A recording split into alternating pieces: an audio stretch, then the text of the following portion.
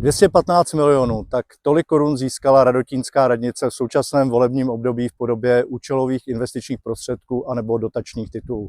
Díky nim se například v roce 2023 podařilo dokončit výstavbu lávky přes Berounku, která následně obdržela prestižní ocenění stavba roku hlavního města Prahy, nebo navýšit kapacitu mateřské školy o skoro dalších 50 míst.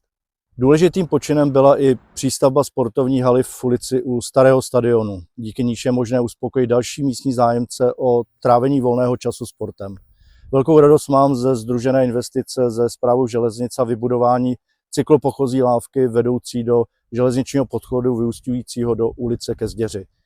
Díky tomu mohl být spuštěn projekt pro bezpečný příchod dětí ke školám v podobě tzv. Školní ulice. Byla rovněž dokončena další etapa zbezpečňování provozu v Prvomajové ulici dle požadavku a spolupráce se zde bydlícími spoluobčany. Již brzy začne i rekonstrukce staré nádražní budovy a její přeměna na služebnu městské policie, na kterou jsme získali investice ve výši 38 milionů korun. Věřím, že se do první půlky roku 2028 podaří přesunout strážníky z nevyhovující staré služebny do nové. No a konečně demolicí staré výtopny na konci roku 2025 byla zahájena úvodní část výstavby nové úřední budovy na náměstí Osvoboditelů.